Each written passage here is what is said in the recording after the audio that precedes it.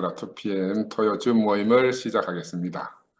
오늘 우리 손자 지호하고 같이 합니다. 제목은 십자가 얘기, 아버지의 뜻대로 가는 길로 마태복음 26장 36절에서 46절 말씀을 가지고 교제를 하겠습니다. 이 말씀 시작하기 전에 요즘 이제 우리 형제들이 성경 말씀을 열심히 읽고 뭐 이렇게 필사다고 하더라고요. 그래서 제가 그 성경을 읽는 걸 어떻게 읽어야 되는가에 대해서 이제 간단히 좀 말씀을 드리겠습니다. 성경을 읽고 해석하는 데는 네 층의 구조가 있다 그래요. 제일 위에서부터 단계별로 내려갔어. 그래서 맨 처음 읽는 방법은 그냥 문자적으로 축자적으로 해석하는 그런 방법이 이제 문자주의자가 되는 거고, 두 번째는 이제 은유적으로, 우리 알레고리적으로 이렇게 말하지, 그죠? 홍해가 갈라졌다 이러면은 우리 인생에서 어떤 것이 홍해가 갈라지는 건가? 내 앞에 큰 난관이 이렇게 갈라지는 이런 거를 이거 싶어. 경험하면서 이렇게 두 번째는 이제 알레고리적으로 해석하는 이런 방법이 있고, 세 번째는 제가 늘 말씀드리다시피 미드라시적으로 하는 거죠. 미드라시적으로. 이거는 이제 성경 전체를 비교하고 연구하고 탐구해가지고 그 숨어있는 뜻을 찾아내는 거예요. 미드라시적으로. 그래서 이런 방법이 있습니다. 그리고 네 번째는 오늘 제가 이제 왜 이 말씀을 드리는 건 제가 미드라시적으로 오늘 성경을 조금 볼 거기 때문에 그렇게 말씀드리는 거예요. 네 번째는 이제 종말론 적 안에서 그 성경에 깊이 감추어지는 비밀이 있어요. 이거는 누가 가르쳐 주는 게 아니고 각자가 성경을 읽고 스스로 그 비밀을 캐는 마지막에 숨겨져 있는 게 비밀입니다. 비밀. 그래서 성경을 읽을 때 이렇게 네 단계로 읽고 해석해야 된다고 이렇게 말해요. 이거는 각자가 이제 개인에게 달려 있기 때문에 어디까지 깊이 있게 성경을 볼 것인지는 본인들에 달려 있습니다. 제가 오늘 이 말씀을 드리는 이유는 몇 가지를 말씀을 드리기 위해서 이렇게 말씀을 드렸고요. 오늘 본문 말씀은 너무 길어서 이제 간단히 몇 가지만 읽어보겠습니다. 조금 나아가사 얼굴을 땅에 대시고 엎드려 기도하여 이르시되 내 아버지여 만일 할만하시거든 이 잔을 내게서 지나가게 하옵소서. 그러나 나의 원대로 마옵시고 아버지의 원대로 하옵소서 하시고, 여기 잠깐 더 띄어서 다시 두 번째 나아가 기도하여 이르시되 내 아버지여 만일 내가 마시지 않고는 이 잔이 내게서 지나갈 수 없거든 아버지의 원대로 되기를 원하나이다 하시고, 다시 오사 보신즉 그들이 자니 이는 그들의 눈이 피곤함이더라. 또 그들을 두시고 나아가 세 번째 같은 말씀으로 기도하신 후 이에 제자들에게 오사 이르시되 이제는 자고 쉬라. 보라 때가 가까이 왔으니 인자가 죄인의 손에 팔리느니라. 일어나라 함께 가자. 보라 나를 파는 자가 가까이 왔노라. 여기 오늘 본문의 말씀 전체인데 겟세마네에서 이제 고민하여 죽게 된 예수에 대해서 우리가 교제를 안 했습니까? 왜 이렇게 예수는 고민하여 죽게 되기 지금까지 고민하고 있는가? 만유에게 참 사람의 길을 찾아주기 위해서 그는 지금 하나님 앞에 엎드려서 꿇어 엎드려 기도하고 있는 그런 모습이라고 우리가 볼 수가 있습니다. 그 유명한 말씀이잖아요. 아버지여 내 뜻대로 마시고 아버지 뜻대로 하시옵소서. 이런 장면인데 지금 예수가 권유하는 예수 안에서 어떤 생각을 들겠나? 예수는 지금 위로는 이스라엘의 선조들로부터 또 아래로는 지금 자기 뒤를 이어서 온 이스라엘 백성들 사이에서 고민하고 있는 그런 장면이거든요. 또 한편으로는 하나님과 사람들 사이에서 자신이 지금 밝히고 있는 이 길, 참 인생의 길을 자신이 밝혀내지 못하면 인생 모두가 멸망의 길로 갈 것이 너무너무 자명한 그런 상황이기 때문에 이 자기 앞에 놓인 이 잔을 두고 깊이 이제 고민하게 되는 겁니다.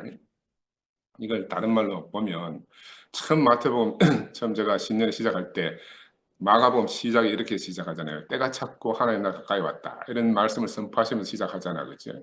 이게 예수의 공생의 시작이라고 할 수 있는데 이때 이제 메타노이아, 즉 우리의 생각을 바꾸고 지금 가던 길에서 돌아서라는 이런 선포를 하셨어요. 근데 문제는 하나님 나라라는 것이 이렇게 외친다고만 해서는 갈 수 있는 것이 아니거든요. 그렇죠?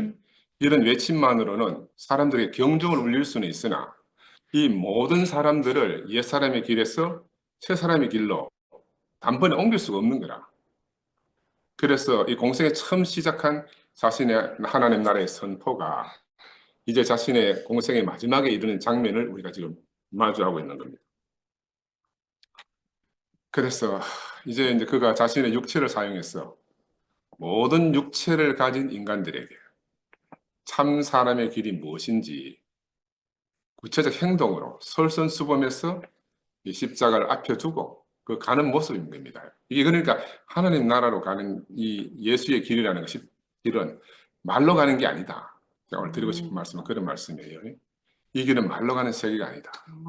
그의 몸이, 예수의 몸이, 육체를 가진 예수의 그 인생이 자신이 그동안 선포해왔던 그 말씀을 이루기 위해서 최종적으로 가는 길입니다. 그렇죠?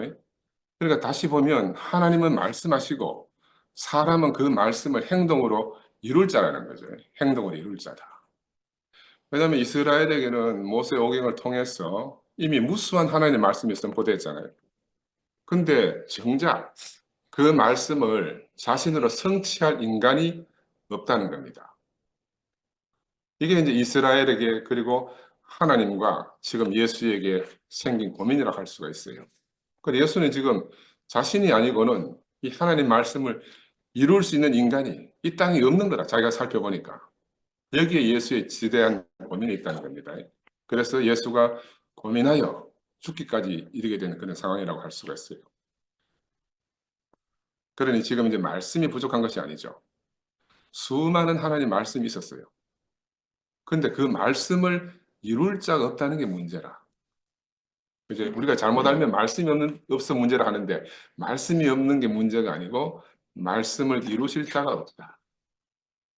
이것이 이제 지금 우리에게 똑같이 적용해 보면은 하나님 말씀이 우리를 통해서 이루어지지 않으면 하나님이 거짓말 하시는 것이 돼요.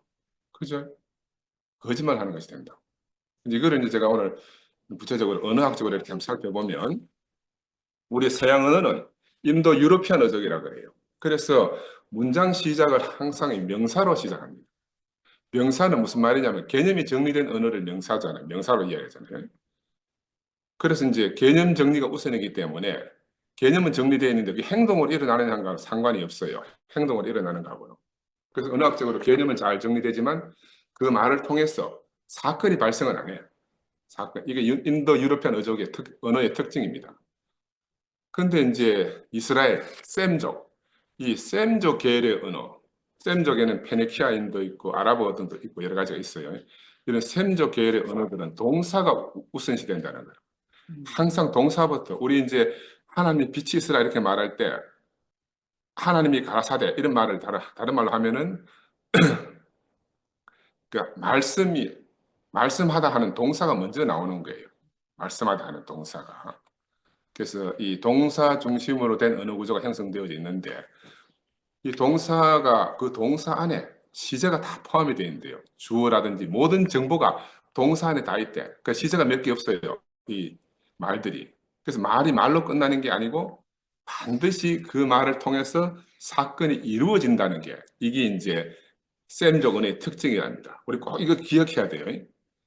기억해야 돼요. 그리고 말 자체가 무엇을 발생시키는 거예요. 발생시킨다. 우리 익히 알자 하나님 말씀하시면 다 이루어지잖아요. 이런 것들이 언어 구조가 그렇게 되어 있다는 거라. 선은 행하는 것, 정의도 행하는 것. 행해져야 진리가 된다는 거죠. 행해져야.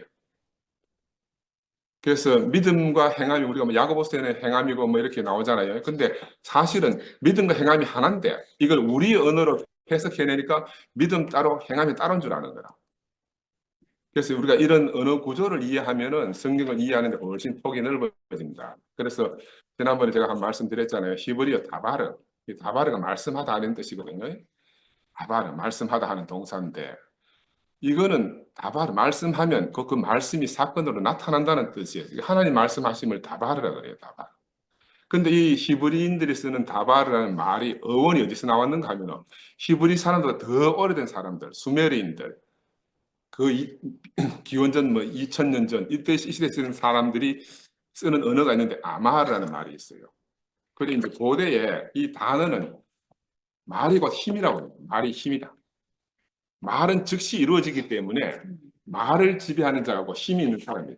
고대 신화에 말이 힘이라는 게 정해져 있어요.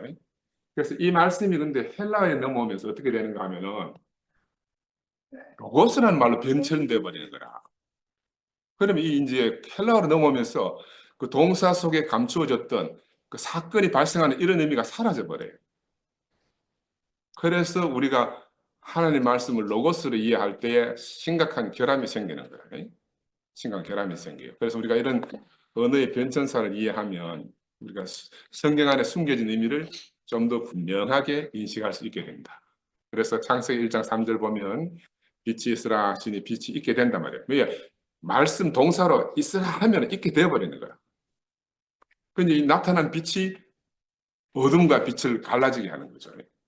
말씀이고 사건이 되는 거라. 이게 성경에 나오는 하나님 말씀이 아주 특징적인 거라는 걸 꼭 기억해야 돼요. 그 다음에 이제 묻히 드러나라 하는 것도 그대로 돼요. 말하면 그대로 이루어지는 거라. 그 땅과 바다가 나누어지게 되는 거예요. 근데 요걸 제가 왜 뭘 말씀드리려고 하는가 하면 마찬가지로 예수를 통해서 예수가 하나님 나라를 선포했잖아요. 그럼 이 하나님 나라를 선포했으면 이 말씀이 사건이 되어서 즉시 발생해야 되는 거예요. 발생해야 된다. 이게 바로 예수의 존재 이유입니다. 예수의 존재 이유고 오늘 우리가 예수의 증인으로 살아야 될 이유라고 말씀드릴 수가 있어요. 그래서 바로 이 예수를 통해서 하나님 나라가 이 땅에 임한 거라. 말씀하면 그 사건이 돼서 바로 발생되어지는 거라. 그래서 오늘 예수는 그 길을 가시기 위해서 자기 뜻을 접고 아버지 뜻이 이루어지는 실제로 하나님 말씀이 성취되어지는 그 길의 여정에 놓여 있다. 그래서 그럼 그 길에서 지금 피땀 흘려 기도하고 있는 그런 장면이라고 볼 수가 있습니다. 어릴 때 저는 교회 다니면서 유년부 시절에 가라사대 게임을 많이 했어요. 여기 교회 다니는 사람들 그런 게임 했는가 모르겠는데 하나님이 가라사대 하면 무엇을 그대로 행해야 되는 그런 게임이 있거든요.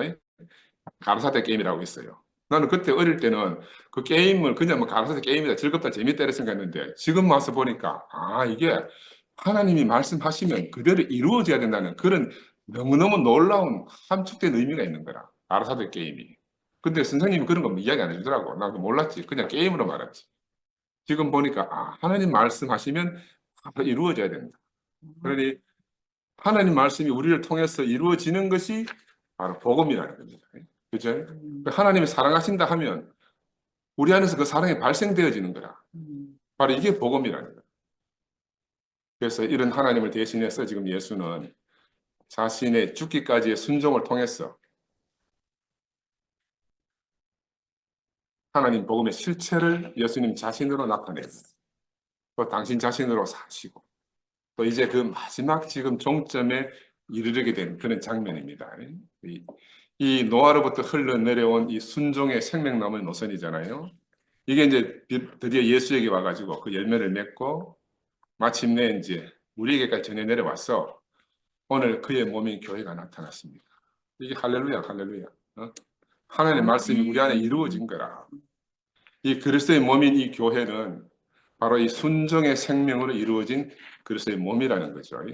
그래서 이 우리 육신의 몸도 몸 안에서도 생명은 당연히 머리의 지시에 따라서 순종하며 사는 게 몸의 생명의 법이라. 근데 이 생명의 순종이 사라지면 우리 몸에 병이 나고 급기야는 암이 자라게 되잖아요. 그 순종이 없으면 그렇게 되는 거예요. 그래서 예수께서는 나의 뜻이냐 아버지 뜻이냐를 놓고 기도하신 중에 나의 뜻을 버리고 내려놓고 아버지 뜻에 맡기게 됐잖아요. 그러니까 아담 이후의 인류의 역사는 나의 뜻과 아버지 뜻의 대립장이다. 이렇게 볼 수가 있습니다. 그런데 지음받은 인생 모두에게는 자기에게 나의 뜻이 있어요. 물론 이게 이제 다른 생물에게도 자기의 뜻이 없다고 할 수 없잖아요. 그렇지만 일반적인 인간 빼놓고 나머지 동물들이나 생물들에게는 아버지 뜻이 별로 중요하지 않아요. 왜냐하면 그건 기계적으로 살고 본능적으로 자기 뜻을 살도록 지어졌기 때문에. 그래서 이제 오래된 그리스 고전부터 하는 문학 작품도 다 이런 걸 주로 해서 문학 작품이 이루어지잖아요. 오이디푸스 콤플렉스, 이 대표적인 아버지를 죽이고 그 도스토옙스키의 까라마조프 형제들을 여기도 보면은 아들이 아버지를 죽이는 장면이 나와요. 이런 모든 것들이 주인공들이 아버지를 모르고 살해하거나 또 자기 의지로 살해하거나 이런 권력 찬탈의 내용이 아담의 역사에 인류 역사의 보편적인 어떤 그런 내용들이라. 그래서 인간은 그런 걸 통해 가지고 자신을 되돌아보고 또 눈물도 흘리고 카타르시스를 가지긴 하지만 그러나 정작 그런 소설이나 문학들이 인간이 돌아갈 곳을 가르쳐 주지 못해요. 그냥 그렇게 비극으로 끝나는 거야. 비극을 통해서 감정적 카타르시스는 우리가 느낄 수 있을지라도 그러나 사람은 아버지 하나님의 뜻을 따라 살도록 하나님의 형상을 나타내도록 지어졌기 때문에 나의 뜻으로 사느냐 아버지 뜻으로 사느냐는 우리 존재의 이유와 관계되는 겁니다. 우리 존재의 이유. 그래서 내가 내 뜻대로 살면 다른 생물과 다를 바가 없어요. 그런데 아버지 뜻대로 살 때에는 이 보이지 않는 하나님의 형상이 되고 또 그 영광의 광채로 살 수 있다는 겁니다. 이게 너무너무 놀라운 거라. 이게 다른 생물과 사람이 절대적으로 다른 차이점을 알 수 있습니다. 그러니 아담 이후에 이 사람의 몸은 뜻과 의지의 전쟁터다. 누구의 뜻이 나타나는가? 누구의 의지가 실현되는가? 하는 전쟁터라고 할 수가 있어요. 머리가 하나면은 머리가 지시하는 대로 살면 되는데 쉬운데 이 머리가 둘이면 그때부터 전쟁터가 되는 겁니다. 직장이나 가정이나 머리가 둘이면 아수라장이 돼요. 아수라장이 돼요. 고부간의 갈등이 왜 생깁니까? 집안 살림에 머리가 둘이기 때문에 생기는 거야. 두 뜻이 있어가지고. 옛날 우리 어머니 사실 때 한 집에 살면서도 가난하지만 냉장고가 두 개였어요. 가난한 좀 성능이 좋지 못한 냉장고. 부엌이 하나 있고 세탁실 공간에 하나 있는 거라. 좋아하는 음식이 다르고 냉장고 정리하는 방법이 다르기 때문에 두 개로 타협하고 살 수밖에 없는 거라. 나는 무시고 잘 몰랐는데 나중에 우리 집 자매가 이야기하더라고. 아, 그래서 그랬구나. 내가 그렇게 나중에 알은 거야. 인생은 어떻게 보면 바로 이 뜻의 전쟁터가 인생이다. 누구 뜻이 더 강한가 하는 보이지 않는 전쟁터라고 할 수가 있어요. 그래서 성경의 모든 말씀은 바로 이 뜻의 전쟁, 의지의 전쟁을 기술해 놓은 것이 성경의 거의 전부입니다. 그래서 노아로부터 흘러내려온 이 하나님 형상으로서의 인간을 회복하기 위한 이 절대적 순종의 노선은 바로 사람이 사람으로서의 길을 지키는 거다. 또 그것을 발전해 가는 그런 여정이다 이렇게 볼 수가 있습니다. 세상에 보면 지혜로운 자도 많고 덕이 높은 자도 많잖아요. 근데 이건 전부 다 자기를 위한 것들이라. 그 인생을 지을 수 있는 얘기는 아무 소용이 없는 거라는 거죠. 그래서 인생의 이 노선, 살아야 될 노선을 이탈한 아담의 후손으로서 자기 자랑에 불과하죠. 그런 사람들은. 그런데 우리는 정말 다행스럽게도 은혜 가운데서 이런 자리에서 정말 우리가 멀리 왔습니다. 멀리 옮겨왔어요. 만약 우리가 이 참사람 예수를 알지 못했으면 얼마나 헛되고 허망한 곳에 얼마나 우리 인생에 많은 에너지를 쏟아붓고 살지 않았겠습니까? 어제? 지금 생각해보면 정말 아찔해요, 아찔해. 근데 오늘 본문에 이제 이렇게 아버지 뜻을 내려놓는 사람들, 아버지 뜻을 따른 사람들에게도 사실은 자기 뜻이 있어요. 나의 뜻이 영 없는 게 아니라 우리가 성경에 보면 노아는 아무 말 없이 방주를 지었지만 노아에게도 아마 나의 뜻이 있었을 거라. 왜냐하면 아브라함에게도 야곱에게도 그 나의 뜻이 한결 드러났잖아요. 성경에 보면 아브라함은 아브라함의 뜻도 있었고 야곱도 야곱의 뜻이 있었는 거라. 근데 이제 마지막으로 이런 나의 뜻을 완벽하게 끝내고 종결 지어야 할 그런 임무가 이제 예수에게 주어진 겁니다. 주어진 거라. 야, 인간은 하나님 형상을 따라 지어졌음에도 불구하고 왜 하나님의 형상과 영광을 나타내지 못하는가? 이거 유일한 이유는 다른 말로 하면 하나님의 뜻이 상실돼서 그렇다는 거예요. 우리 인간에게. 뭐 때문에? 나의 뜻 때문에 그렇다. 그럼 우리가 질문할 수가 있어요. 그럼 왜 하나님 창조할 때 나의 뜻을 왜 뒀느냐? 그래서 뭐 자유의지가 이렇게 설명을 많이 하잖아요. 그런데 원래 창조 안에서 나의 뜻은 어떻게 주어졌는가 하면 아버지 뜻에 종속하고 아버지 뜻을 따르기 위해서 주어진 나의 뜻이라. 나의 뜻이. 그런데 내가 아버지 뜻을 따르려고 해도 나의 뜻이 필요해요. 반드시 있어야 돼요. 아버지 뜻을 따르려는 나의 뜻이 있어야 되는 거라. 이게 왜 근데 문제가 되느냐, 지금 나의 뜻이. 이게 이제 하나님 주신 생명나무 열매를 먹지 못하고 선악을 하는 지식의 열매를 먹었기 때문에 이제 나의 뜻이 문제가 된 거죠.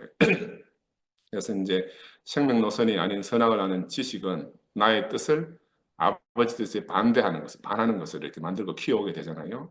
우리 어린아이를 키워봐도 다 자기 뜻이 있음을 봅니다. 우리 앞에 앉은 지우도 마찬가지라. 저 얼마 안 돼갖고 이제 좀 의식이 있으니까 다 자기 뜻이 있어. 어? 자기 뜻이 일단 실현돼야 돼. 이제 이게 문제인 거야. 예수께서 나의 뜻대로 마옵시고 하신 것은 선악과를 먹고 하나님을 대항하는 이 나의 뜻을 끝내기 위한 그런 의미에서 나의 뜻대로 마시옵고 하는 말입니다. 그래서 이 나의 뜻은 선악과에 젖어서 그것을 먹고 커온 우리 모든 인류의 것이잖아요. 사람이 사람의 위치를 지키고 하나님의 형상을 드러내기 위해서 반드시 이 나의 뜻이 끝나야 된다. 그러면 이제 오늘 이제 본문으로 본격적인 장면으로 들어가는데 이 나의 뜻이 끝난 사람은 어디로 가는가? 창세기 1장 26절에 하나님의 형상과 모양이 회복되는 세계 속으로 가는 겁니다. 저는 요즘 이게 옛날에 이열래 목사님이 정말 말씀 창세기 1장 26절 말씀 많이 하셨는데 나는 요즘 이게 너무 새롭게 다가와요. 이 하나님의 형상과 모양의 의미가 정말 새롭게 알아지는데 여기 내가 본문 올려놨는데 창세기 1장과 2장 4절까지 이 창세기 전반부라 그래요. 이건 언제 기록되어졌는가 하면 기원전 6세기, 기원전 6세기에 기록되어진 거고 그 나머지 창세기 2장 4절 이후는 기원전 10세기, 그러니까 훨씬 더 먼저 기록된 창세기예요. 이게 꼭 구분이 이제 오늘 제가 설명을 드릴게요. 그래서 기원전 6세기에 기록된 앞부분에 있는 창세기는 내용이 뭐냐 하면은 하나님의 7일간의 창조가 표현되어 있어요. 창조에 관련된 이야기가 전부라. 그 창조할 때마다 하나님 심히 좋았다, 심히 좋았다, 심히 좋았다 하는 그 좋아함만 있어요. 그리고 마지막에 안식일로 딱 마칩니다. 하나님이 안식하시고 심히 좋았더라. 그 이게 창세기 1장, 2장, 4절까지 이 내용하고 창세기 2장, 4절 이후의 내용은 완전히 달라요. 완전히 달라. 그래서 이 앞부분에 여기는 하나님이 창조하신 후에 좋아하심만 기록되어져 있고 구체적으로 일곱째 날을 안식일로 정했다. 복주고 거룩하게 하셨다. 이게 나는 너무 의미가 새롭게 다가오더라고. 이때 이스라엘 상태가 어떤 거 기원전 6세기에 이스라엘 형편을 한번 생각해 보면 이해가 돼요. 왜냐하면 하나님을 섬기는 성전을 잃어버렸어요. 왜? 북이스라엘은 이미 그 전에 아시리아에 패망하고 남유다가 바빌론에 망한 게 586년, 587년인데 그 하나님을 섬기는 성전을 잃어버리고 났어요. 그러니까 이스라엘은 정체성을 잃어버린 거라. 하나님, 야훼 하나님. 그 창세기 1장부터 2장 4절까지 나오는 하나님은 엘로힘 하나님이에요. 그러니까 엘로힘, 하나님이라는 명칭밖에 없어요. 근데 2장 4절의 하나님 어떤 하나님? 야훼 하나님. 야훼 하나님, 여호와 하나님. 여러분 성경을 다시 한번 보시면 명칭이 달라요. 명칭이 달라. 그래서 하나님을 섬기는 성전을 잃어버리고 난 이후에 이스라엘 사제들이 바로 안식일을 정하고 성전을 잃어버렸으니까 장소 안에서 만나는 하나님을 잃어버린 거라. 그래서 하나님 어디서 만나야 되는가? 이제 시간 안에서 만날 수밖에 없다. 그래서 거룩한 날을 제정해서 기록해 놨다고 보는 거예요. 장소에서 만나는 하나님이 시간 속으로, 영원한 시간 속으로 들어왔다. 그래서 하나님의 형상과 모양으로서 영광과 존귀로 관쓰기 위해서 부족함이 없는 이런 인생으로서의 위치가 영광스럽게 새롭게 정의된 것이 창세기 1장 전반부라는 거예요. 나는 이게 그냥 무심코 이렇게 읽었는데 이게 의미를 새롭게 알고 나니까 너무너무 놀라워요. 바로 인생이 이런 목적으로 창조된 거라. 옛날에 이엘리 목사님이 항상 말씀하실 때 태초에 하나님 천지를 창조하셨다. 그 다음에 땅이 혼돈하고 공허한 흑암이 가득하고 이러면서 하나님 천지를 창조했는데 무언가 사단이 뭐 작업을 해가지고 갑자기 세상이 이렇게 됐다 이렇게 말씀하셨어요. 근데 이게 나는 이게 이 창세기 1장과 2장 4절 이후에 쓰여진 시대가 다름을 알고 나니까 아 이게 왜 그런가 이해가 돼. 왜 그런가 이해가 돼. 그래서 바벨론 포로 시절 모든 것을 잃어버린 이스라엘에게 야훼 신, 전쟁에서 진 신이 야훼 신이라. 자기들은 이때까지 우물안 개구리처럼 야훼 하나님이 최고의 하나님인 줄 알았는데 전쟁을 해가지고 바벨론에 쫄딱 망하고 나니까 이 야훼 하나님이 최고의 하나님이 아니라 그 야훼 하나님만으로는 자기들의 어떤 정체성을 회복할 수가 없어요. 회복할 수가 없어. 그래서 포로로 잡혀갔던 바벨론의 행편을 보면 거기는 모든 신들이 많아. 신들의 천국이다. 그 바벨론은 신들의 천국. 그래서 신들의 신. 이러면서 이제 자기들은 거기서 새로운 하나님을 찾았어요. 새로운 하나님. 엘로힘. 그래서 창세기 1장에 나온 하나님은 그냥 하나님입니다. 엘로힘이라고 말해요. 엘로힘. 그리고 그 엘로힘 하나님을 통해서 어떻게 보면요. 창세기 1장이 새로운 창조라. 새로운 창조. 새로운 창조, 7일간의 새로운 창조를 선포하고 안식일을 선포하는 거예요. 이게 한번 깜깜한 이스라엘 현실적인 처지에서 희망을 가지려고 하니까 새로운 창조와 새로운 안식일이 선포되지 않으면 안 되는 게 바로 이스라엘의 랍비들과 그 제사장들이 생각하는 고민거리라 할 수 있죠. 그래서 이 인생의 위치가 반드시 회복되어져야 된다. 하나님 모양과 하나님 형상대로 지어진 이 인생의 그 당시에는요. 바벨론 포로를 가보니까 형상은 우상인데 우상이 실제라고 바벨론 사람들 여긴다는 거라. 그 하나님의 형상이 하나님이라는 거야. 그런 의미로 지금 창세기 1장에 쓰여진 거예요. 우리가 우리의 모양대로 사람을 짓자 할 때 우리의 모양과 우리의 형상은 그 형상과 모양 자체가 신이라는 거야. 신. 그렇게 영광스럽게 인생을 지었다고 지금 이 기자가 선포하고 있는 겁니다. 나는 이게 이 의미를 이렇게 공부하고 나니까 와, 막 온몸에 전율이 오는 거야. 그래 이 바벨론 사람들은요 신의 형상, 우상을 이렇게 쓸고 닦고 하는데 우상이 사라지면 제사도 안 한다는 거라. 왜? 그게 실제니까요. 근데 그런 어떤 신에 대한 의식이나 인식이 바벨론 포로 시절에 그 이스라엘 백성들에 영향을 미친 거예요.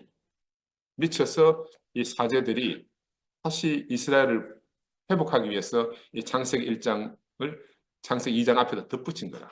그래서 정말 섬세한 언어로 갖다 덧붙인 거예요. 섬세한 언어로.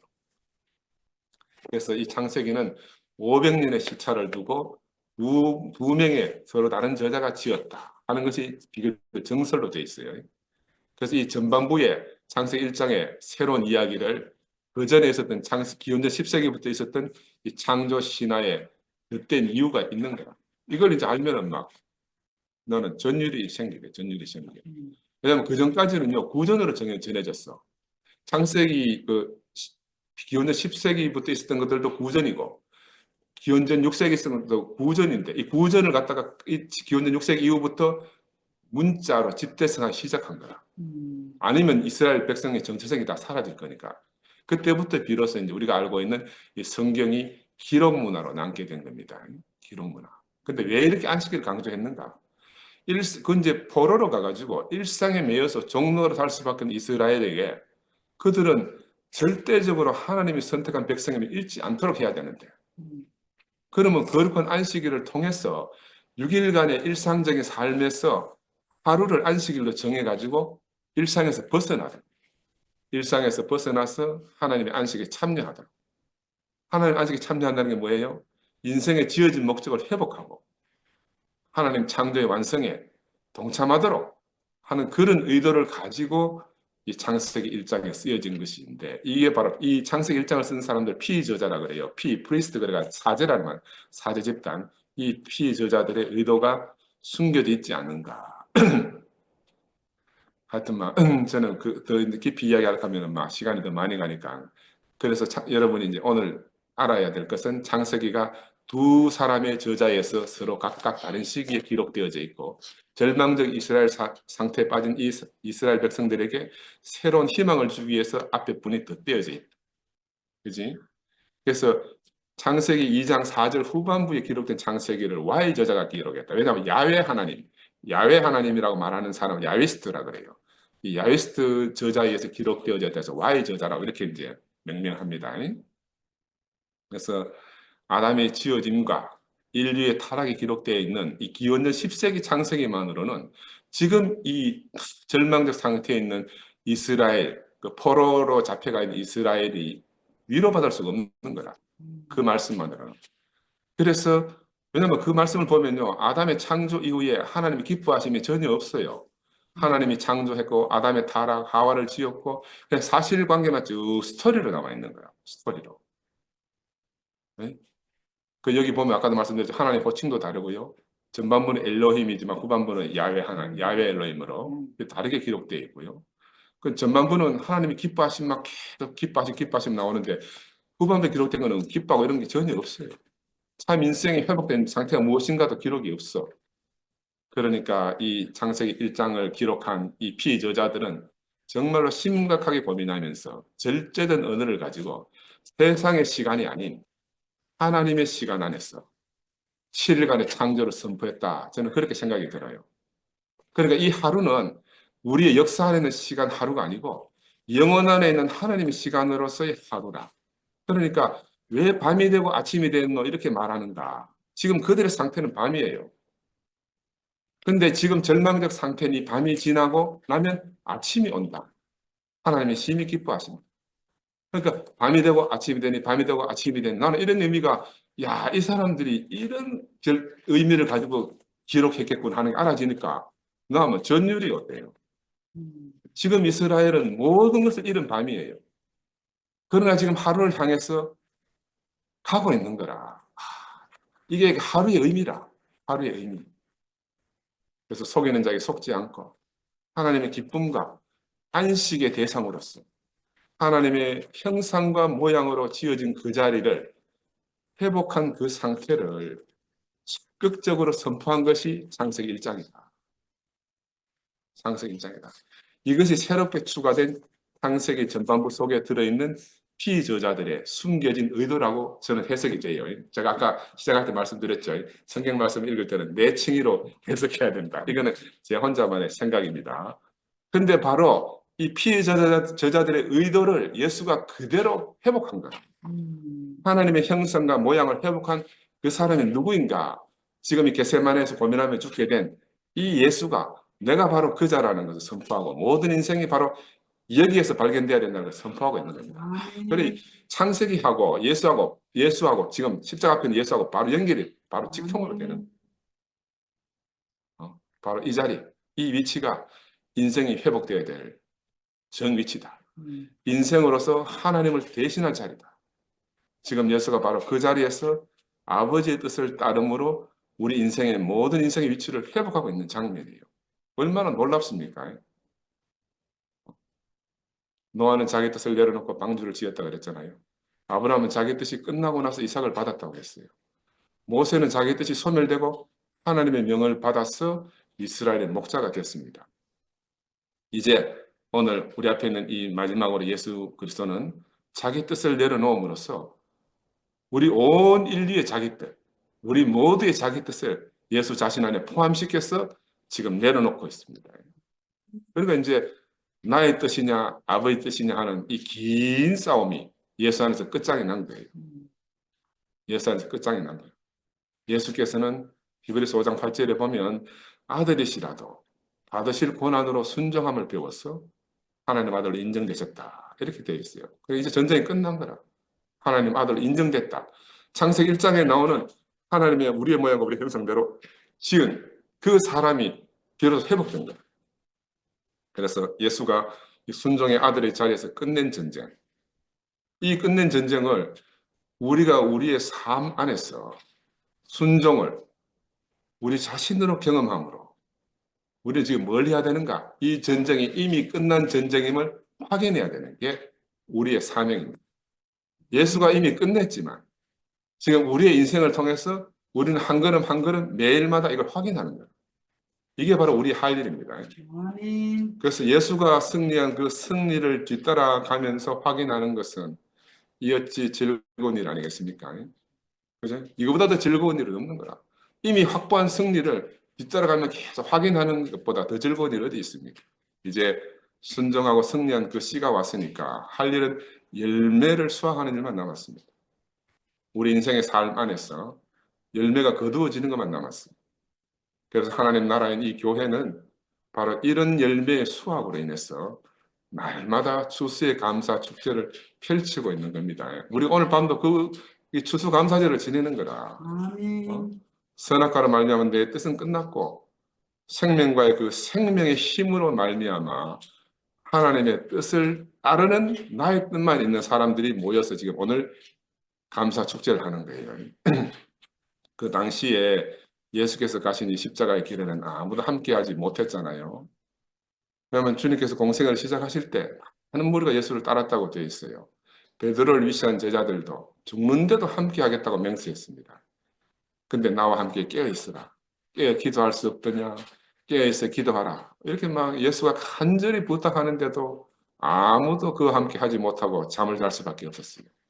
특별히 예수를 따르던 무리들과 특별히 택함 받았던 제자들은 이 하나님 나라를 정말 대망하면서 그리스도를 따라가려는 모든 인류의 대표자들이다. 이렇게 말씀드릴 수가 있습니다.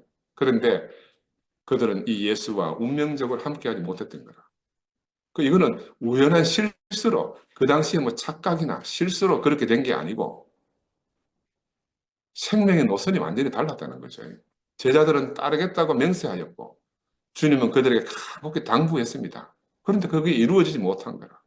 그래서 지금 본문 안에 제자들은 주님이 심히 고민해 죽게 된 그 마당에 이 사람들은 굴굴 잠만 자고 있었는 거라. 근데 이 제자들의 사정이 남의 일이겠습니까? 나는 다른 한편으로 보면요.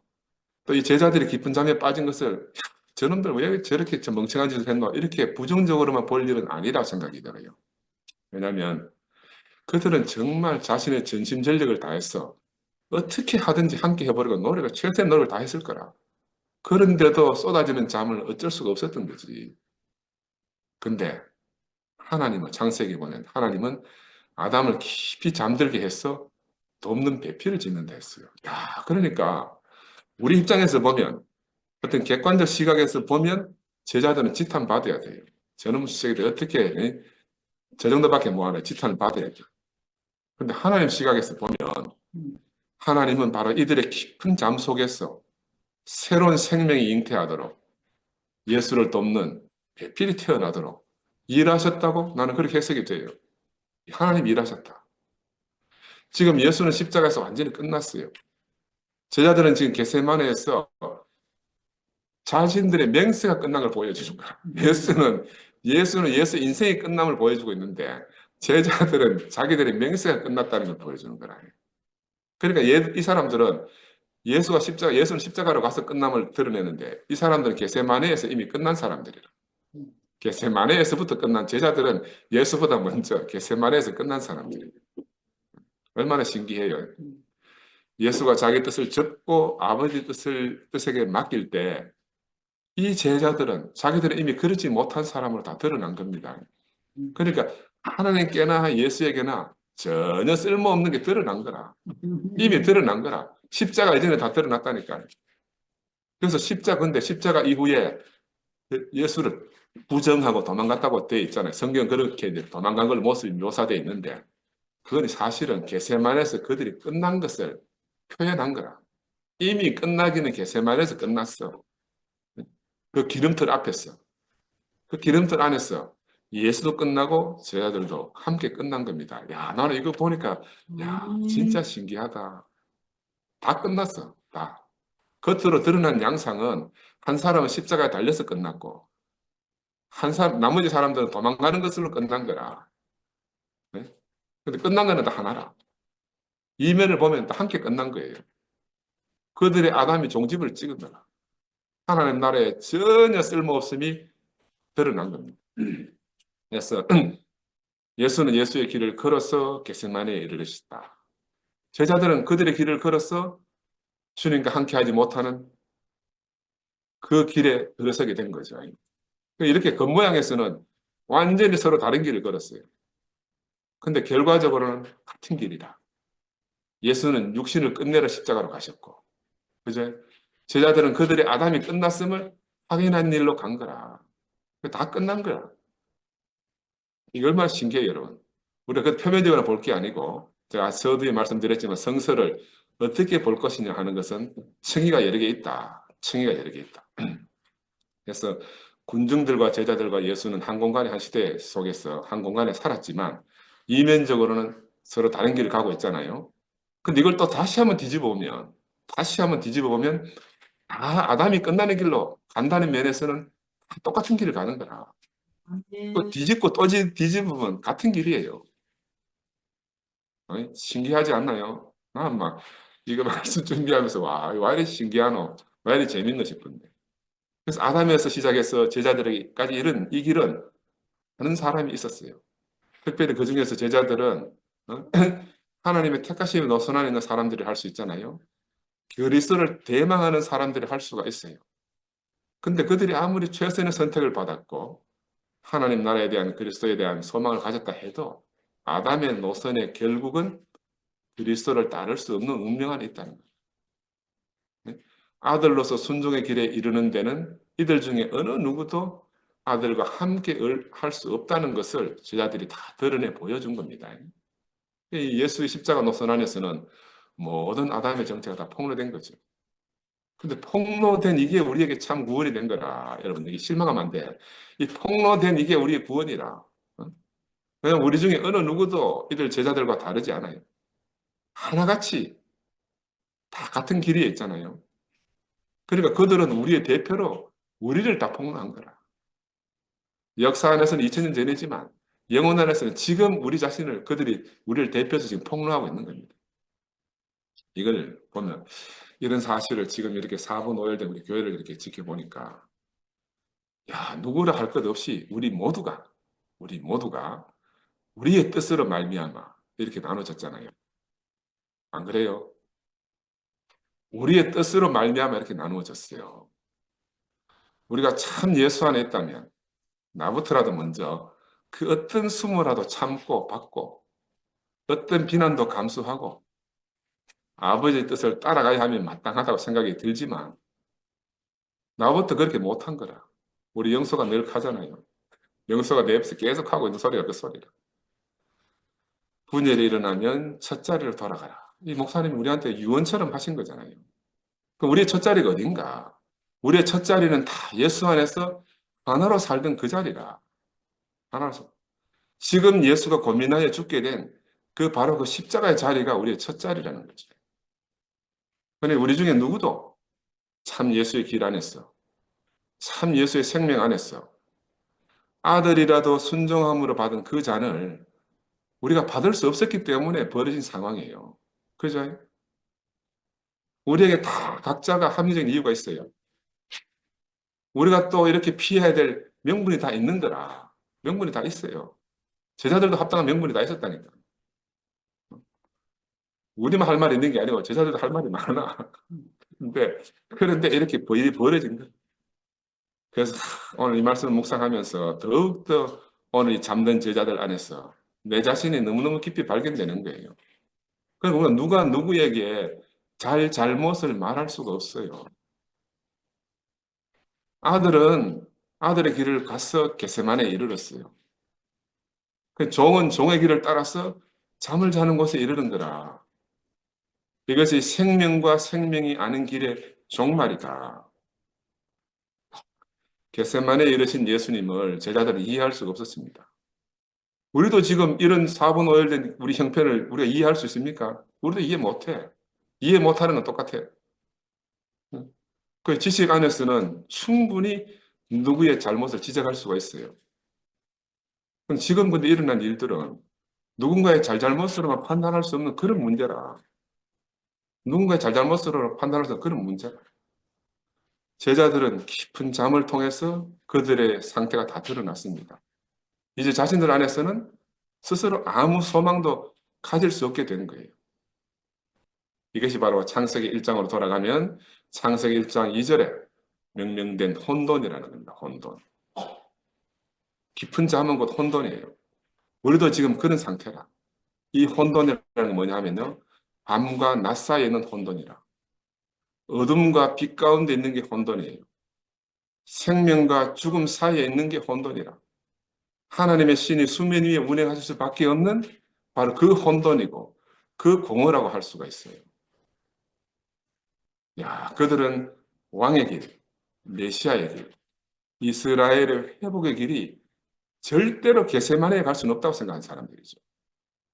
우리도 우리가 생각하는 교회가 절대로 이렇게 4분 5일된 이런 길에 이룰 수 없다고 우리 생각했잖아요. 그 하나도 다를 바가 없어. 그러나 예수는 겟세마네에 이르고 결국엔 십자가로 가신 거라. 야, 근데 예수가 바로 그 가시는 그 십자가의 길이 바로 그 혼돈을 뚫고 그 어둠을 이기고 빛 가운데로 참 생명 안으로 가는 그런 예수의 길이라는 거죠. 아멘. 그런 예수의 길이라는 거라. 그러니까 이 잠들므로 표현된 이 제자들의 혼돈 속에서 하나님은 졸지도 주무시지도 않고 바로 이 잠든 제자들 속에 예수의 생명, 하나님의 생명을 지금 넣어서 키우고 계신 거죠. 야, 우리도 마찬가지 아닙니까? 우리도 처음 혼돈 그 자체였잖아요. 낮과 밤이 뒤섞이고 빛과 어둠이 뒤섞이고 생명과 사망이 뒤섞인 바로 창세기 1장에 나오는 그 혼돈 자체라. 이게 창세기 1장을 쓴 기자들이 볼 때 이스라엘의 현재적 상태였고 지금 잠든 제자들의 상태고 오늘 이렇게 사분오열된 우리들의 상태라. 이 혼돈을.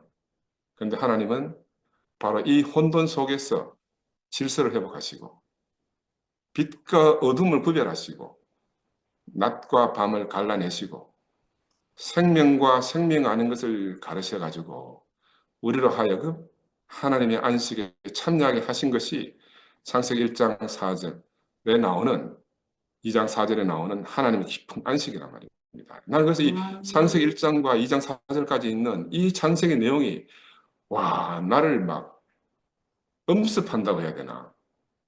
야, 나는 하여튼 이번 주는 내가 감당이 안 됐어. 이 말씀을 내가 알아지고 나니. 이 자리에서 와서 보니까 그 누구의 잘못이 아니에요. 모든 것이 은혜고 모든 것이 감사하다. 우리 노래하시는 우리 미라가 그런 노래 잘 하잖아요. 모든 것이 은혜고 모든 것이 감사하다. 이게 바로 참 하나님의 경륜이라.